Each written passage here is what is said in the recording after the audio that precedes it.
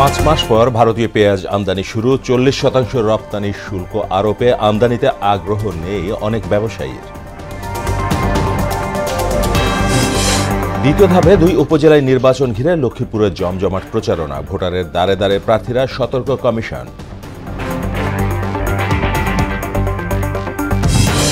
এবং জয়পুরহাটে রাস্তা নির্মাণে অনিয়মের অভিযোগ প্রমাণ পেলে ব্যবস্থা নেয়ার আশ্বাস উপজেলা প্রকৌশলীর।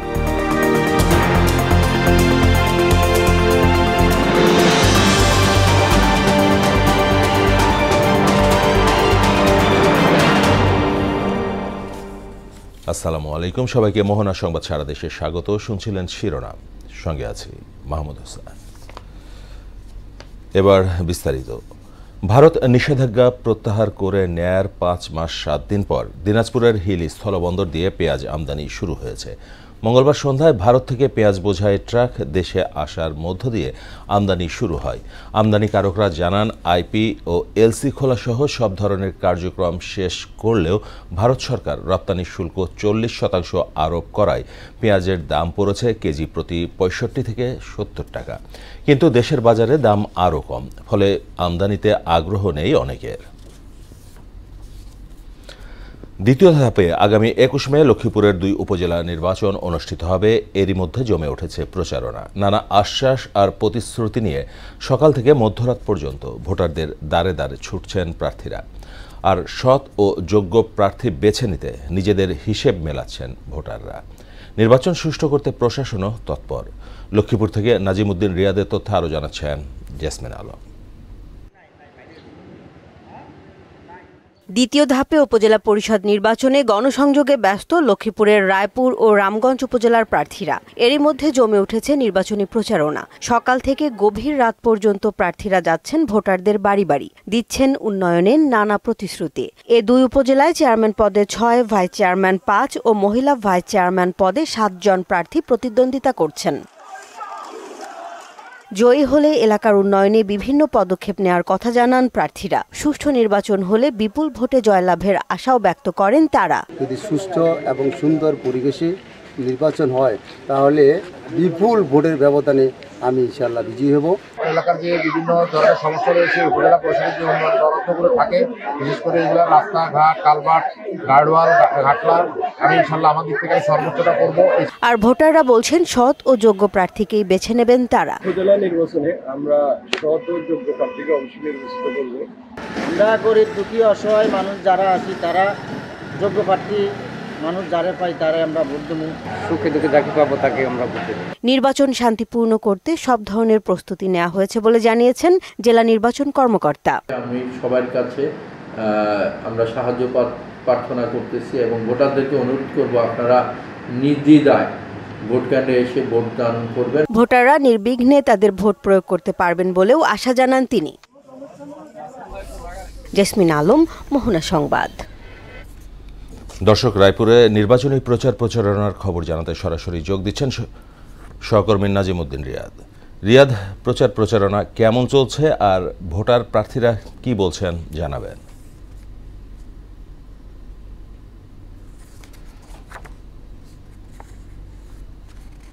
রামগঞ্জে আগামী 21 মে দ্বিতীয় ধাপে অনুষ্ঠিত হতে যাচ্ছে উপজেলা পরিষদ নির্বাচন। এই নির্বাচনে 2টি উপজেলায় 6 জন চেয়ারম্যান প্রার্থী এবং 12 জন ভাইস চেয়ারম্যান প্রার্থী প্রতিদ্বন্দ্বিতা করছে। আপনাকে একটা বিষয় জানিয়ে রাখি যে এই রায়পুর আসনে অর্থাৎ যে এমপি আছেন তার অগ্নিপতি আনারস প্রতীকের চেয়ারম্যান প্রার্থীর পক্ষে রায়পুর উপজেলা নির্বাহী অফিসার এবং রিটার্নিং কর্মকর্তা কাজ করায় তার নিকটতম প্রতিদ্বন্দ্বী হুন্ডা প্রতীকের মাস্টার আলতাফ হোসেন হাওলাদার বাংলাদেশ নির্বাচন কমিশনের কাছে একটি লিখিত অভিযোগ প্রদান করলে কিন্তু সেই অভিযোগের প্রেক্ষিতে গতকালকে রায়পুর রিটার্নিং কর্মকর্তাকে অব্যাহতি প্রদান করে কমলনগর উপজেলার রিটার্নিং উপজেলা নির্বাহী অফিসারকে রিটার্নিং কর্মকর্তার দায়িত্ব প্রদান করে। তবে এখন পর্যন্ত এই 2 উপজেলায় ভোটের পরিবেশ কিন্তু সুষ্ঠু রয়েছে। এই আমি এখন যে আসনটিতে দাঁড়িয়ে আছি রায়পুরে, সেখানে হুন্ডা প্রতীকের যে প্রার্থী রয়েছে মাস্টার আলতাফ হোসেন হাওলাদার, তার কিন্তু জনসমর্থন আমরা খুবই লক্ষণীয় দেখছি। এবং তার পার্শ্ববর্তী যে উপজেলা রয়েছে রামগঞ্জে, সেখানে 4 জন প্রার্থীর মধ্যে যিনি আনারস প্রতীকে চেয়ারম্যান প্রার্থী ইমতিয়াজ, তারও জনসমর্থন কিন্তু আমরা লক্ষণীয় দেখছি। তারা দুজনে বলছেন যে অবাধ, সুষ্ঠু এবং নিরপেক্ষ নির্বাচন যদি অনুষ্ঠিত হয় তাহলে তারা বিপুল ভোটে নির্বাচন তারা জয়লাভ করবে। এই নির্বাচনকে ঘিরে এই 2 উপজেলা আইন শৃঙ্খলা রক্ষাকারী বাহিনী কিন্তু লক্ষণীয় ভাবে আমরা দেখছি নিরাপত্তা চাদরে ঢেকে রেখেছে। যে কোনো অপ্রীতিকর ঘটনা এড়াতে কিন্তু পুলিশের পাশাপাশি র্যাব এবং সাদা পুলিশে আইন শৃঙ্খলা রক্ষাকারী বাহিনী কিন্তু মোতায়েন রয়েছে।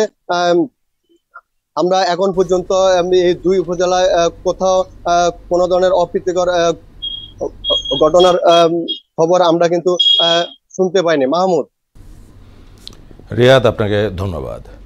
নারায়ণগঞ্জের 2500 উপজেলা পরিষদ নির্বাচনে চেয়ারম্যান প্রার্থী শাহজালাল মিয়ার পক্ষে ভোট চেয়ে গণসংযোগ করেছেন আওয়ামী লীগ নেতাকর্মীরা।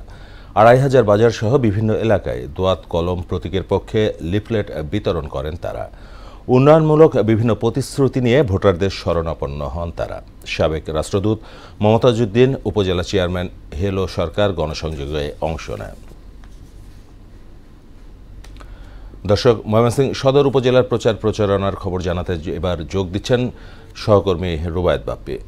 বাপ্পি, নির্বাচনের প্রচার প্রচারণা কেমন চলছে আমাদের জানাবেন।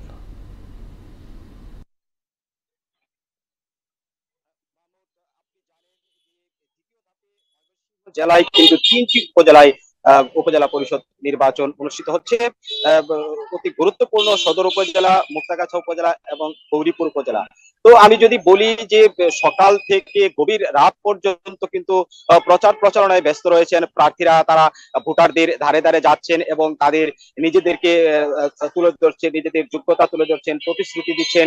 আর ভোটাররাও কিন্তু একটু পরখ করছেন যে এবার কাকে উপজেলা পরিষদের চেয়ারম্যান নির্বাচিত করা যায়, ভাইস চেয়ারম্যান এবং মহিলা ভাইস চেয়ারম্যান নির্বাচিত করবেন, সেই বিষয় নিয়েও কিন্তু ভোটাররা হিসেব করছেন।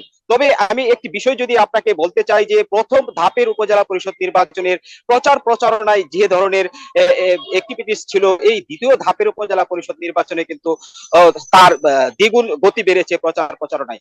কারণ নির্বাচন কমিশন যে বিষয়টি বলেছিল যে একটি সুষ্ঠু এবং অবাধ নির্বাচন উপহার দিবেন, সেটা কিন্তু প্রথম ধাপের নির্বাচনে অনুষ্ঠিত হয়েছে। যে কারণে কিন্তু প্রার্থীরা কিন্তু এখন একটি জিনিস তারা বুঝে গেছেন যে নির্বাচনে জয়ী হতে হলে কিন্তু ভোটের মাধ্যমে হতে হবে। যে কারণে প্রত্যেকটা প্রার্থী কিন্তু মানে কঠোর পরিশ্রম করছেন, ঘাম ঝরানো পরিশ্রম করছেন ভোটারদের মন জয়ে, কিন্তু গভীর রাত পর্যন্ত তারা ভোটারদের ধারে ধারে ঘুরছেন। তো বিষয়টি এরকম যে প্রার্থীরা কিন্তু তাদের জয়ের একমাত্র মাধ্যম তারা ভোটের মাধ্যমেই জয় পেতে হবে, সেটা কিন্তু ইতিমধ্যে সেই মেসেজটি পেয়েছেন। তো আমরা নির্বাচন কমিশন এবং প্রশাসনের সাথে কথা বলেছি, তারা যে বিষয়টি বলেছেন যে প্রথমবারের যে নির্বাচনটি যে এরকম সুষ্ঠু হয়েছে তার চেয়ে আরো কঠোরভাবে তারা দ্বিতীয় ধাপের নির্বাচন অনুষ্ঠানের জন্য তারা সব রকমের আয়োজন করবেন।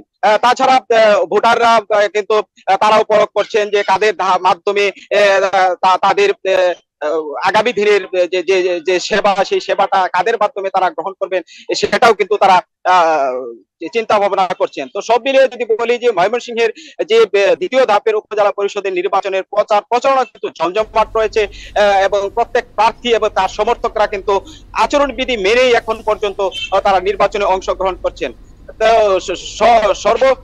সব মিলিয়ে যদি আমি বলতে চাই যে ময়মনসিংহের দ্বিতীয় ধাপের উপজেলা নির্বাচন শান্তিপূর্ণ পরিবেশে, উৎসব মুখর পরিবেশে প্রচার প্রচারণা চলছে এবং আগামী 21শে মে কিন্তু এই ময়মনসিংহের 3 উপজেলার ভোটাররা কিন্তু তাদের পছন্দের প্রার্থী নির্বাচিত করবেন, সেজন্য উন্মুখ হয়ে আছেন। এই ছিল আমার কাছে ময়মনসিংহ থেকে উপজেলা নির্বাচনের প্রচার প্রচারণার সর্বশেষ। মাহমুদ। বাপ্পি, আপনাকে ধন্যবাদ। জিম্মিদশা থেকে মুক্তির 1 মাস পর স্বজনদের কাছে ফিরেছেন এমভি আবদুল্লাহর 23 নাবিক। মঙ্গলবার বিকেলে তাদের নিয়ে চট্টগ্রাম বন্দরে পৌঁছায় কুতুবদিয়া থেকে আসা জাহাজ এমভি জাহান মনি 3। অবসান হলো 23 পরিবারের দীর্ঘ অপেক্ষার পালা। চট্টগ্রাম থেকে বেলাল হোসেন রুবেলের ক্যামেরায় সুমন কুমারদের রিপোর্ট, জানাচ্ছেন এমআর আসাদ। সোমবার সন্ধ্যা 6:45টার দিকে কুতুবদিয়ায় বঙ্গোপসাগরে নোঙর করে এমভি আবদুল্লাহ। মঙ্গলবার সকালে নাবিকদের নিয়ে চট্টগ্রাম বন্দরে পৌঁছায় এমভি জাহানমণি নামে লাইটার জাহাজটি। বন্দরে পৌঁছানোর পর জাহাজ থেকে নাবিকরা হাত তুলে উচ্ছ্বাস প্রকাশ করেন। জেটিতে নামলে নাবিকদের রাজকীয় সংবর্ধনা দেয় চট্টগ্রাম বন্দর কর্তৃপক্ষ। জলদস্যুদের কবল থেকে মুক্তি পেয়ে দেশে ফেরার আনন্দ ছিল নাবিকদের চোখে মুখে। এ যেন যুদ্ধ জয়ের হাসি। আস্তে আস্তে আমরা স্বস্তি পাই যে ইনশাল্লাহ আমরা ফিরে যাব, হয়তো আমরা দেশে জীবিত অবস্থায় সবাই ফিরে যাব। তো আলহামদুলিল্লাহ আমরা সুস্থভাবে ফিরে আসছি। আমরা সুস্থ স্বাভাবিকভাবে ফিরে আসছি, এটা আসলে ভাষায় প্রকাশ করার মতো না। ভয় ছিল, বাট মুখে এবং আমার বডি ল্যাঙ্গুয়েজে সাহসিকতা ছিল। নাবিকদের নিরাপদে দেশে ফেরায় সন্তুষ্টি জানায় জাহাজের মালিক পক্ষ। কনফিডেন্ট ছিলাম যে তাড়াতাড়ি আনতে পারবো, যেহেতু আমাদের একটা পুরানো অভিজ্ঞতা ছিল। ওই হিসাবে আমরা কাজ করেছি, যা যা করার সবই করেছি এবং আলহামদুলিল্লাহ জাহাজটাকে সাধারণত যে সময় লাগে তার অনেক কম সময়ের মধ্যে আমরা ওদেরকে নিয়ে এসেছি।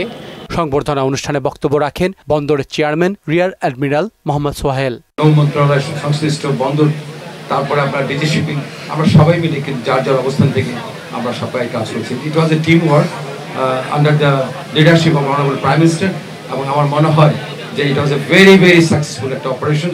গেল 12 মার্চ আরব সাগরে সোমালি জলদস্যুদের কবলে পড়ে এমভি আবদুল্লাহ। 1 মাস পর 13 এপ্রিল সোমালি দস্যুদের কাছ থেকে ছাড়া পেয়ে সংযুক্ত আরব আমিরাত হয়ে দেশে ফেরেন নাবিকরা। MR আসাদ, মোহনা সংবাদ। জয়পুরহাটে রাস্তা নির্মাণে অনিয়মের অভিযোগ উঠেছে। এলজিইডির প্রকৌশলীর সহায়তায় ঠিকাদারি প্রতিষ্ঠান এসব করছে বলে অভিযোগ স্থানীয়দের। তবে অনিয়মের কথা অস্বীকার করেছেন সংশ্লিষ্টরা। জয়পুরহাট থেকে মিলন রায়হানের তথ্যে আরও জানাচ্ছেন আফরিন পপি।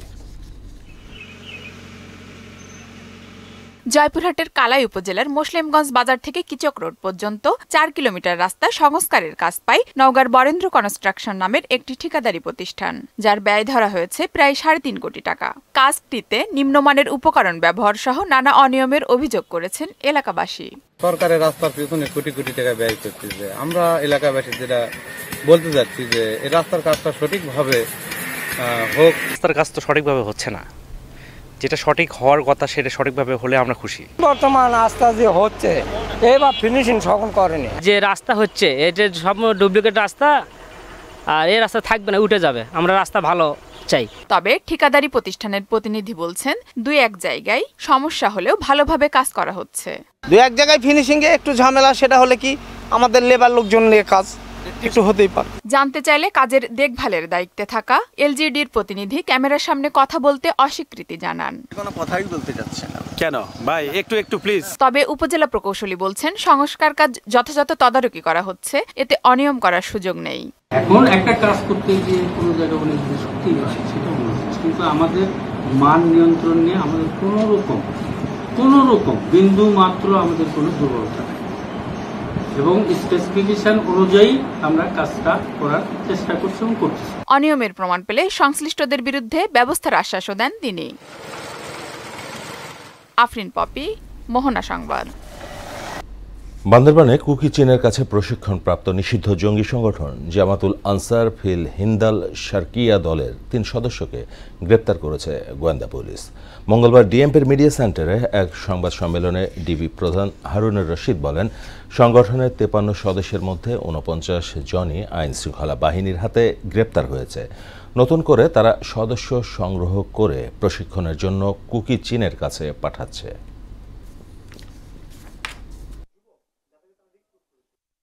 বান্দরবনের কুকি চীনের সন্ত্রাসীদের কাছে প্রশিক্ষণপ্রাপ্ত 3 সদস্যকে আমরা গ্রেপ্তার করি।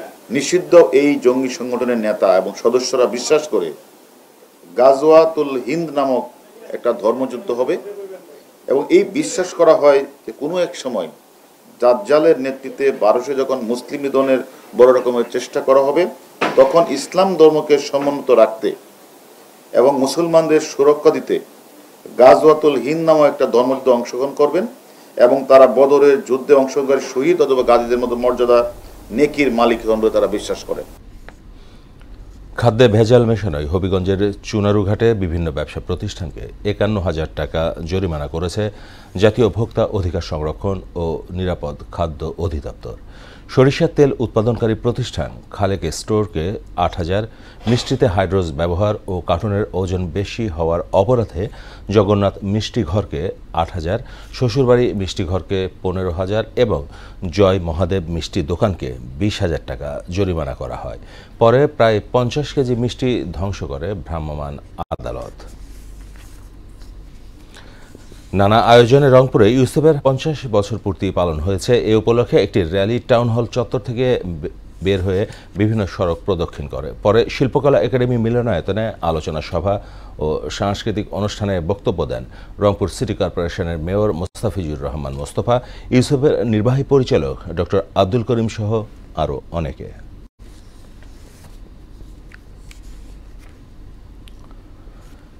এবার বিভিন্ন জেলা উপজেলায় অনুষ্ঠিত সভা সমাবেশ সহ নানা বিষয়ে প্রতিনিধিদের তথ্যে ডেস্ক রিপোর্ট। ময়মনসিংহে বিআরটিএর কার্যক্রম সম্পর্কিত গণশুনানি অনুষ্ঠিত হয়েছে। বিআরটিএ সার্কেলের আয়োজন করে। এতে প্রধান অতিথি ছিলেন বিআরটিএর পরিচালক যুগ্ম সচিব মোহাম্মদ আব্দুর রাজ্জাক। দিনাজপুরে শিক্ষা প্রতিষ্ঠানে মাদক বিরোধী সচেতনতা ছড়িয়ে দিতে প্রশিক্ষকদের নিয়ে প্রশিক্ষণ কর্মশালা হয়েছে। প্রধান অতিথি বক্তব্য রাখেন জেলা প্রশাসক শাকিল আহমেদ। ফরিদপুরের নগরকান্দায় ভ্যান চালক ও শ্রমজীবী মানুষদের মাঝে বিনামূল্যে ছাতা, গেঞ্জি ও গামছা বিতরণ করা হয়েছে। উপজেলা পরিষদ চত্বরে এসব উপকরণ বিতরণ করেন জেলা প্রশাসক কামরুল আহসান তালুকদার। জয়পুরহাটে পাঁচবিবি উপজেলা পরিষদ নির্বাচনে কইমাছ মার্কার চেয়ারম্যান প্রার্থী জেলা আওয়ামী লীগের সহসভাপতি জাহিদুল আলম বেনু কর্মী সমর্থকদের নিয়ে গণসংযোগ, পোস্টার বিতরণ ও সাধারণ ভোটারদের সঙ্গে কুশল বিনিময় করেছেন। নোয়াখালীর সেনবাগের কাদরা হামেদিয়া দাখিল মাদ্রাসার ফুটবল টুর্নামেন্টের পুরস্কার বিতরণ হয়েছে। মাদ্রাসা সুপার অলিউল্লাহর পরিচালনায় অনুষ্ঠানে প্রধান অতিথি ছিলেন ম্যানেজিং কমিটির সভাপতি ও মোহনা টেলিভিশনের সেনবাগ প্রতিনিধি এম এ আওয়াল। ফরিদপুরে 45তম জাতীয় বিজ্ঞান ও প্রযুক্তি সপ্তাহের উদ্বোধন করা হয়েছে। সদর উপজেলা পরিষদ চত্বরে বেলুন উড়িয়ে এর উদ্বোধন করেন জেলা প্রশাসক কামরুল হাসান তালুকদার। কেরানীগঞ্জে তথ্য অধিকার আইন বিষয়ক প্রশিক্ষণ কর্মশালা অনুষ্ঠিত হয়েছে। উপজেলা নির্বাহী কর্মকর্তার সভাকক্ষে প্রশিক্ষণ কর্মশালার আয়োজন করা হয়। অনুষ্ঠানে প্রধান অতিথি ছিলেন তথ্য কমিশনের প্রধান তথ্য কমিশনার ডক্টর আব্দুল মালিক। উপজেলা পরিষদ নির্বাচন উপলক্ষে আগামী 21 মে দ্বিতীয় ধাপে হাটহাজারী, ফটিকছড়ি ও রাঙ্গুনিয়া এবং 29 মে তৃতীয় ধাপে বোয়ালখালী, আনোয়ারা, পটিয়া ও চন্দনাইশ উপজেলা পরিষদ নির্বাচন অনুষ্ঠিত হবে। এ নির্বাচন উপলক্ষে নির্বাচনে অংশগ্রহণকারী প্রার্থীদের সঙ্গে আইন শৃঙ্খলা সংক্রান্ত বিষয়ে মতবিনিময় সভা করেছেন চট্টগ্রাম জেলা প্রশাসক। শারমিন স্বর্ণা, মোহনা সংবাদ। এবারে খেলার খবর ক্রিকেট। শান্তকয় অধিনায়ক ও তাসকিনকে ডেপুটি করে টি-20 বিশ্বকাপের জন্য 15 সদস্যের দল ঘোষণা করেছে বাংলাদেশ ক্রিকেট বোর্ড বিসিবি। মঙ্গলবার দুপুরে মিরপুরে এক সংবাদ সম্মেলনে দল ঘোষণা করেন প্রধান নির্বাচক গাজী আশরাফ হোসেন লিপু। দলে জায়গা হয়নি সাইফুদ্দিন ও মিরাজের। রিজার্ভ রাখা হয়েছে হাসান মাহমুদ ও আফিফ হোসেনকে। প্রথমবার বিশ্বকাপে খেলার ছাড়পত্র পেয়েছেন তানভীর, জাকের, রিশাদ, তানজিম ও তানজিদ। সাইমন মুবিন পল্লবকে সঙ্গে নিয়ে কাজী বাপুর রিপোর্ট। টি-20 বিশ্বকাপ সামনে রেখে ইতিমধ্যেই দল ঘোষণা করেছে ভারত, নিউজিল্যান্ড, অস্ট্রেলিয়ার মতো দলগুলো। বাংলাদেশ কবে দল ঘোষণা করবে সেই প্রশ্ন ঘুরপাক খাচ্ছিল ক্রিকেট প্রেমীদের মনে। অবশেষে অপেক্ষার অবসান ঘটিয়ে শান্তর নেতৃত্বে 15 সদস্যের দল ঘোষণা করেছে বাংলাদেশ ক্রিকেট বোর্ড।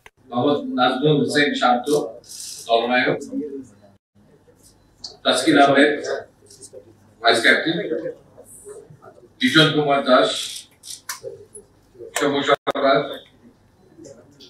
তানজিদ হাসান তামিম, সাকিব আল হাসান, মোহাম্মদ তাহির হৃদয়, মাহমুদুল্লাহ রিয়াদ।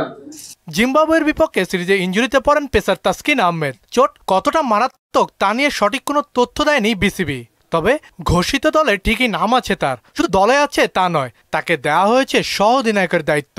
দলের আস্থার যে জায়গাটা, ঠিক সে আকাঙ্ক্ষিত জায়গা কিছুটা এগিয়ে ছিল শিয়ালকে। তিনি কোনো কারণে না খেলেন তো তার জায়গায় নিশ্চয়ই কাউকে সেই পদটি কিংবা সেই দায়িত্বটি দেওয়া হবে। বিশ্বকাপে নিজেদের পরিকল্পনার কথাও জানান প্রধান নির্বাচক গাজী আশরাফ হোসেন লিপু। সাউথ আফ্রিকার সঙ্গেও যে তাদেরকেও যে হারানো যাবে না সেটা আমি বলি না। আমাদের সঙ্গে তাদের একটা ব্যবধান আছে, সেই ব্যবধানটা হয় তাদের বিলো পারফর্ম করে অথবা আমাদেরকে ওভার পারফর্ম করে সেটাকে মেকআপ করতে হবে। ফর্মের ঘাটতি তো অনেক বেশি, বাস্তব এই মুহূর্তে যেটা আমাদেরকে পুনরুদ্ধারের জন্য একটা ব্যাপক চেষ্টা করতে হবে। যুক্তরাষ্ট্রের ডালাসে আগামী 8 জুন শ্রীলঙ্কার বিপক্ষে নিজেদের প্রথম ম্যাচ খেলবে বাংলাদেশ। কাজী পাপ্পু, মোহনা সংবাদ, ঢাকা। এদিকে দল ঘোষণার পর টি-20 বিশ্বকাপে কতদূর এগোতে পারবে বাংলাদেশ দল তা নিয়ে চলছে পর্যালোচনা। বিশ্লেষকদের মতে দলে এখনও রয়েছে অনেক দুর্বলতা, ফলে আসরে ভালো কিছু করাটাই সবচেয়ে বড় চ্যালেঞ্জ হয়ে দাঁড়াবে। মুদাসির আলীর রিপোর্ট। সাম্প্রতিক সময়ে দেশের মাটিতে জিম্বাবুয়ের বিপক্ষে টি-20 সিরিজ জিতলেও অনেক অসঙ্গতি ফুটে উঠেছে বাংলাদেশ দলে। বিশ্বকাপের জন্য ঘোষিত দল নিয়েও চলছে পর্যালোচনা।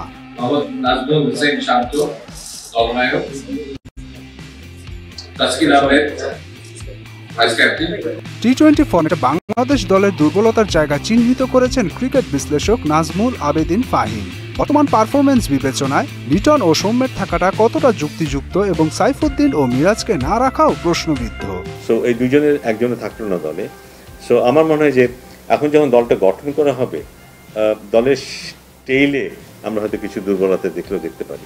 এদিকে বিশ্বকাপে অংশগ্রহণটাই আসল এমন মনোভাব থেকে বের হয়ে না আসলে কখনোই ভালো করা সম্ভব নয় বলে মনে করেন সিনিয়র সাংবাদিক এম কায়সার। আমরা এখন পর্যন্ত বিশ্বকাপে কিন্তু শুধুমাত্র অংশগ্রহণকারী একটা দল হিসাবে টিকে রয়েছি।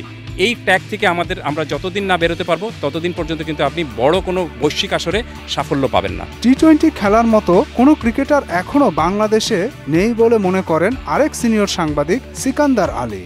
2006 সাল থেকে আমরা যখন টি-20 খেলছি, আজ অবধি আমরা কিন্তু এটা বুঝতে পারিনি টি-20 গেমটা কিভাবে খেলবে। তারপরও বিশ্বকাপে ভালো করবে বাংলাদেশ, এমনটাই আশা সবার। মুদাসির আলী, মোহনা সংবাদ, ঢাকা। শেষ করব মোহনা সংবাদ সারা দেশে যাবার আগে শিরোনামগুলো আরও একবার।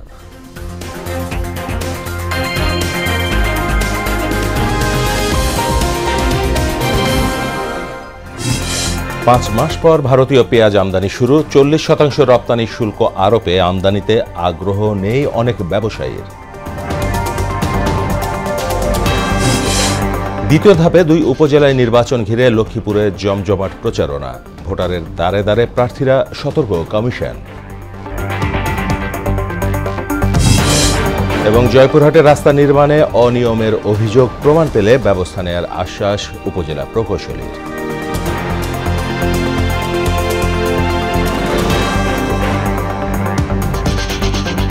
এই ছিল মোহনা সংবাদ সারা দেশে। পরবর্তী সংবাদ দুপুর 1টায়। এছাড়া মোহনার সবশেষ খবর জানতে ভিজিট করুন www.mohana.tv। সংবাদ দেখতে পারেন ফেসবুক ও ইউটিউবে। এতক্ষণ সঙ্গে থাকার জন্য সবাইকে ধন্যবাদ।